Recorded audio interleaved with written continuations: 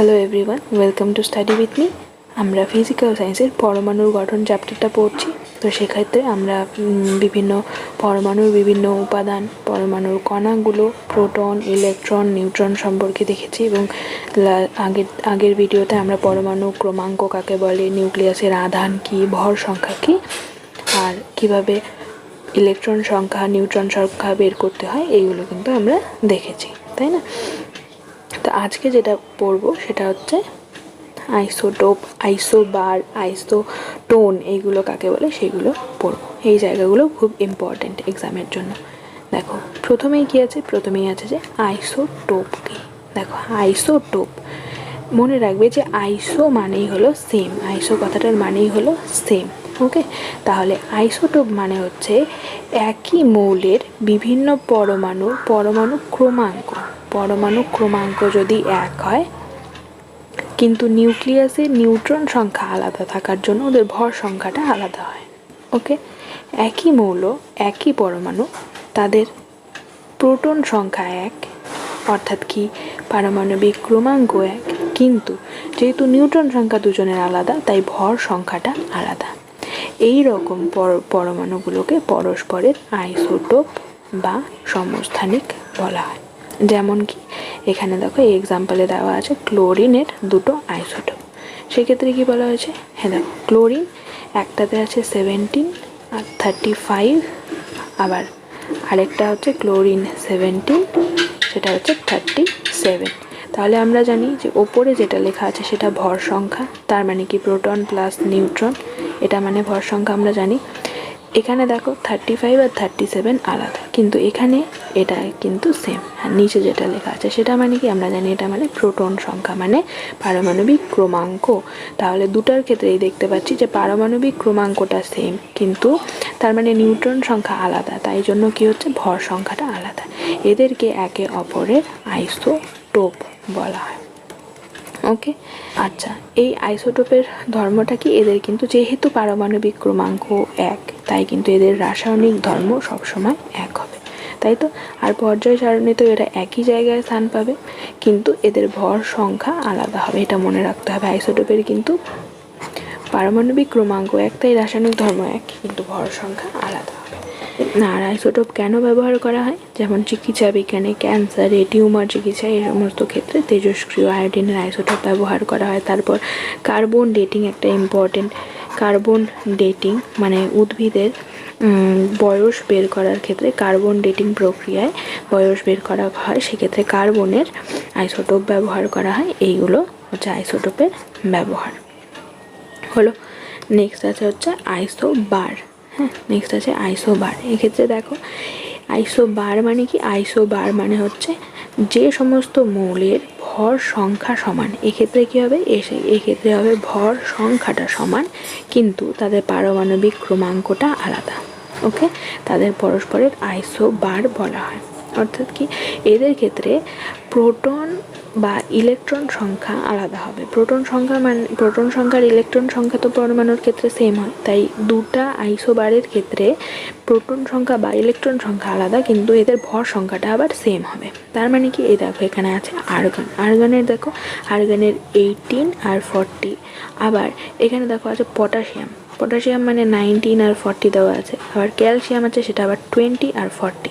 তাহলে এই তিনটা ক্ষেত্রেই আমি দেখতে পাচ্ছি যে ওপরে যে ভর সংখ্যাটা আছে সেটা তিনজনের ক্ষেত্রেই 40 40 40, কিন্তু এদের পারমাণবিক ক্রমাঙ্ক দেখো একজনের 18, একজনের 19 আর একজনের 20।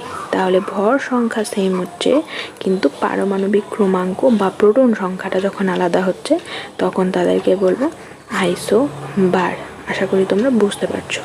এখন এইগুলো যেমন বললাম, তারপর আছে ধরো, তারপর আছে আইসোটোন। আইসোটোন মানে কি, আইসোটোনের ক্ষেত্রে কি হবে, এই সমস্ত মৌলের ক্ষেত্রে এদের নিউক্লিয়াসের নিউট্রন সংখ্যাটা সেম হবে, এদের নিউট্রন সংখ্যাটা সেম হবে কিন্তু প্রোটন সংখ্যা আলাদা হবে, তাদেরকে একে অপরের আইসোটোন বলবে। বুঝতে পারলে? যেমন এক্সাম্পল দেখো, এখানে দেখো সিলিকন আছে আর ফসফরাস আছে, তাহলে এক্ষেত্রে এদের কিন্তু দেখো ভর সংখ্যাটা 30, এর ভর সংখ্যা 31, আর এর পারমাণবিক ক্রমাঙ্ক হলো 14, আর এর পারমাণবিক ক্রমাঙ্ক হচ্ছে 15। তাহলে কিভাবে এদের নিউট্রন সংখ্যা সেম হলো আমরা বের করতে পারবো? আমরা জানি যে নিউট্রন সংখ্যা কীভাবে বের করতে হয়। এখন ভর সংখ্যার থেকে যদি আমরা পারমাণবিক ক্রমাঙ্কটা বাদ দিই, তাহলেই অর্থাৎ কি প্রোটনের সংখ্যাটা বাদ দিই, তাহলেই নিউট্রন বেরিয়ে যায়।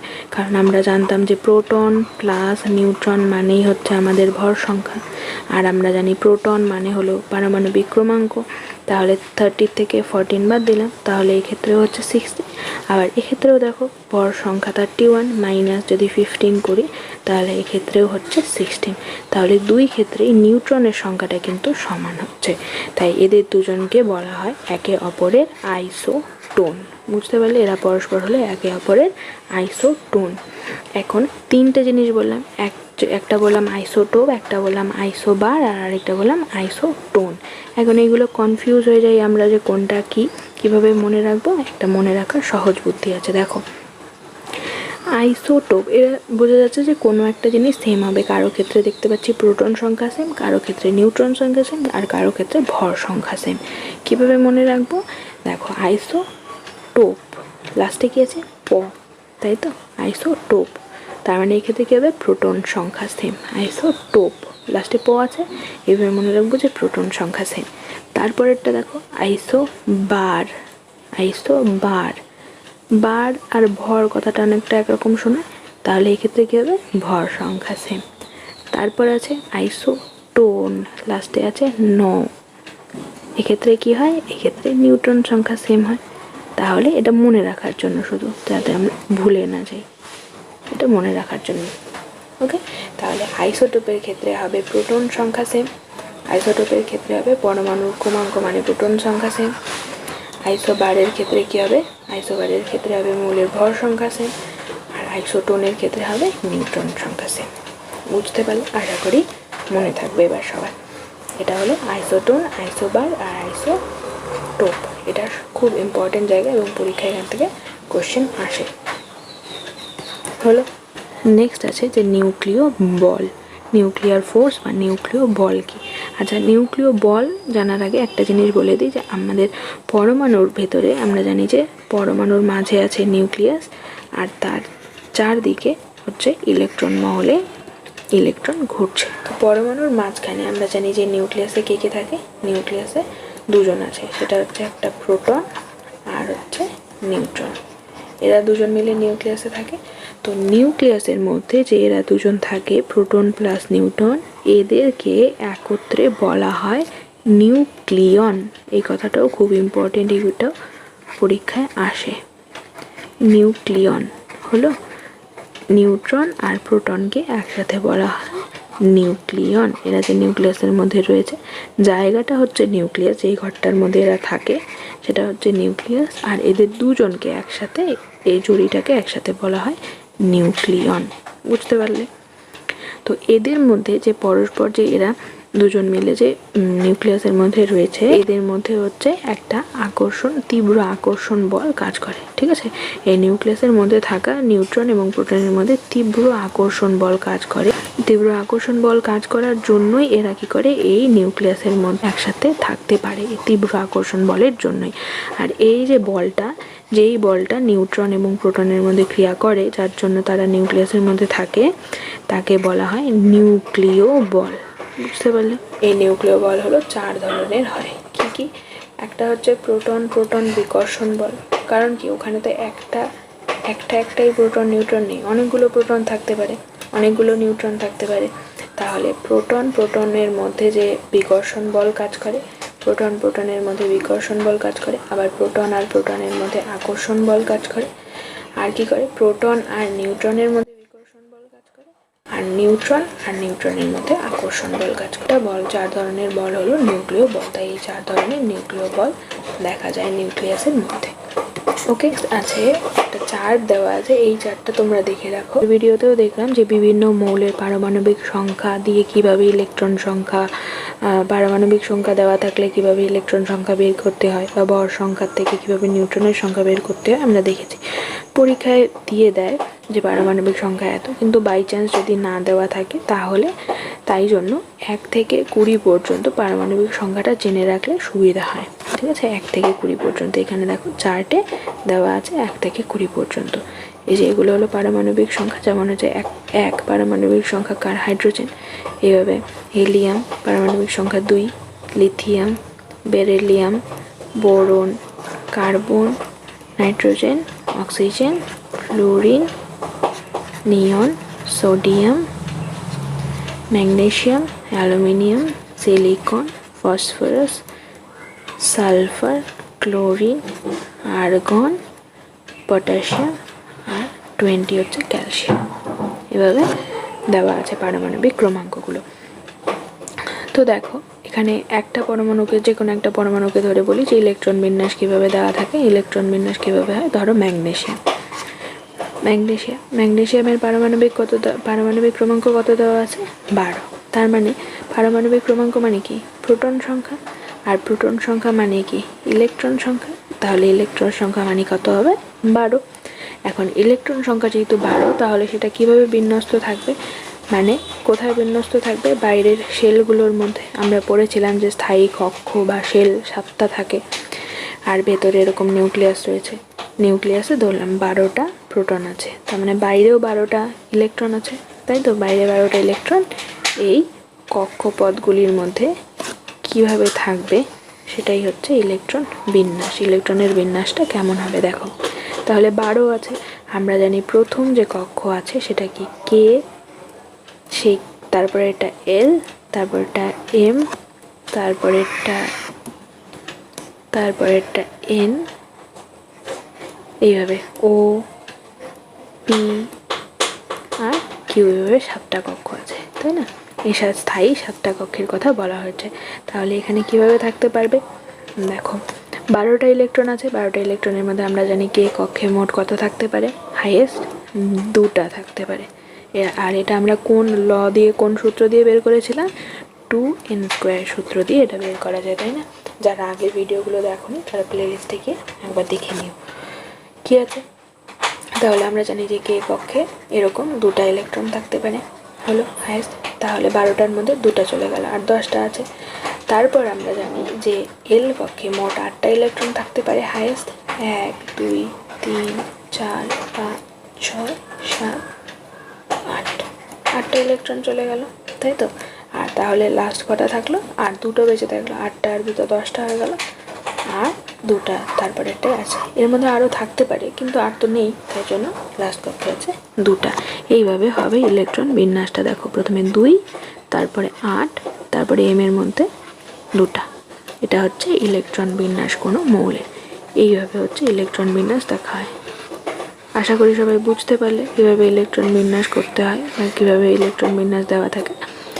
তো এই ইলেকট্রন বিন্যাসের থেকে আরেকটা জিনিস শেখার আছে। কী জিনিস, যে সমস্ত মৌলের ক্ষেত্রে খুব ভালো করে দেখবে, খুব ইম্পর্টেন্ট জায়গা, যে কয়েকটা মৌল আছে, কয়েকটা মৌলের পরমাণুর ক্ষেত্রে কি হয়, সর্বশেষ কক্ষে আমরা যেমন একটু আগে ম্যাগনেসিয়াম দেখলাম, তো ম্যাগনেসিয়ামের শেষ কক্ষে আমরা দেখেছিলাম যে 2টা ইলেকট্রন থাকলো। কিন্তু আমরা কিছু কিছু মৌল আছে যাদের ক্ষেত্রে কি হয়, পরমাণুর সর্বশেষ যে কক্ষ থাকে, সর্বশেষ কক্ষে 8টা ইলেকট্রন থাকে। ওকে, সর্বশেষ কক্ষে 8টা ইলেকট্রন থাকে, খুব ইম্পর্ট্যান্ট জায়গা। 8টা ইলেকট্রন থাকে। যদি সর্বশেষ কক্ষে 8টা ইলেকট্রন থাকে তাহলে তাদেরকে বলা হবে নিষ্ক্রিয় মৌল বা বিরল গ্যাস বা নোবেল গ্যাস। এটা খুব ইম্পর্ট্যান্ট জায়গা, ঠিক আছে। যেমন দেখো এক্ষেত্রে দেখো লাস্ট শেল এটাই, তাই তো। এম শেলের মধ্যে তো সবার ক্ষেত্রেই 8টা ইলেকট্রনই থাকবে, কিন্তু সবার ক্ষেত্রে যে এম এর লাস্ট শেল হবে সেটাও তো না, লাস্ট কক্ষ হবে সেটাও তো না। যেমন দেখো এখানে আর্গনের দেখো লাস্ট কক্ষে কটা আছে, 8টা ইলেকট্রন আছে। কিন্তু ক্লোরিনের দেখো লাস্ট কক্ষে তো 7টা ইলেকট্রন আছে। তাহলে আমরা ক্লোরিনকে নিশ্চয়ই নিষ্ক্রিয় গ্যাস বলবো না, তাহলে কিন্তু আর্গনকে আমরা নিষ্ক্রিয় গ্যাস বলবো বা নিষ্ক্রিয় মৌল বলবো বা নোবেল গ্যাস বলবো, কারণ আর্গনের শেষের কক্ষে 8টি ইলেকট্রন আছে। আবার দেখো এখানে দেখতে পাচ্ছি যে নিয়নেরও শেষের কক্ষে 8টি ইলেকট্রন আছে, তাহলে এটাও একটা নিষ্ক্রিয় মৌল। কিন্তু এক্ষেত্রে আরেকটা জিনিস মনে রাখতে হবে যে হিলিয়াম যে আছে, যেটা 2 নম্বর মৌল, পারমাণবিক ক্রমাঙ্ক 2, এর ক্ষেত্রে কিন্তু লাস্টের কক্ষে 2টো ইলেকট্রন আছে ঠিকই, কিন্তু এই একটা নিষ্ক্রিয় গ্যাস। বলে নিষ্ক্রিয় মৌলগুলো কী কী? নিষ্ক্রিয় মৌলগুলো হলো 6টা নিষ্ক্রিয় মৌল আছে। কী কী? হিলিয়াম, নিয়ন, আর্গন, ক্রিপ্টন, জেনন আর রেডন। এই 6টা হলো নিষ্ক্রিয় গ্যাস বা নিষ্ক্রিয় মৌল বা নোবেল গ্যাস হলো। এটা খুব ইম্পর্টেন্ট জায়গা আর এটা মনে রাখতে হবে। যেটা আছে সেটা হচ্ছে যে ক্যাটায়ন আর অ্যানায়ন।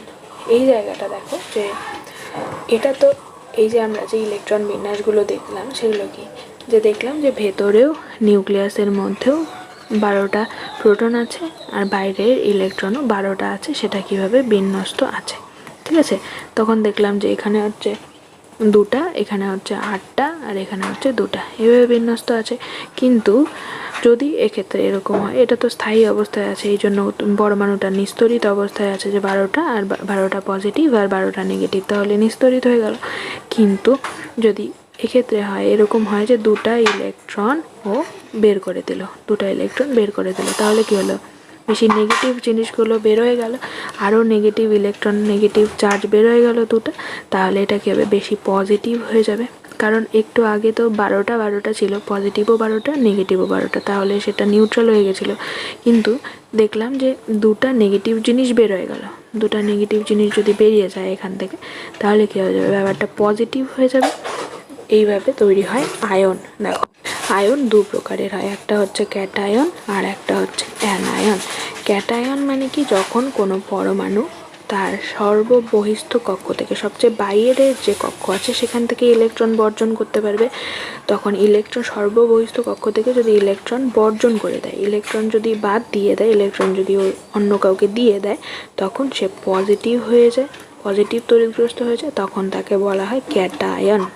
ওকে, আর যদি হয় এরকম যে লাস্টের কক্ষের মধ্যে একটা ইলেকট্রন আছে, ও বাইরের থেকে আরেকটা ইলেকট্রন নিয়ে নিল, তাই তো, অন্য কোনো পরমাণু ওকে ইলেকট্রন দিল, ওখানে হচ্ছে ইলেকট্রন নিল, তখন কী হবে? ওর তো পজিটিভ আর নেগেটিভ সমান সমান ছিল, কিন্তু আরও নেগেটিভ চলে আসলো, তাহলে ও কী হবে? বেশি বেশি নেগেটিভ হয়ে যাবে, তখন সেটা নেগেটিভ ঋণাত্মক তড়িৎগ্রস্ত হয়ে যাবে, তখন সেটাকে বলা হবে অ্যানায়ন। ধরনের আয়ন হয়, একটা হচ্ছে ক্যাটায়ন, একটা হচ্ছে অ্যানায়ন। আশা করি সবাই বুঝতে পারলে। তো যদি ভিডিওটা ভালো লেগে থাকে অবশ্যই একটা লাইক করে দিও, আর যারা এখনও সাবস্ক্রাইব করেনি তারা অবশ্যই সাবস্ক্রাইব করো।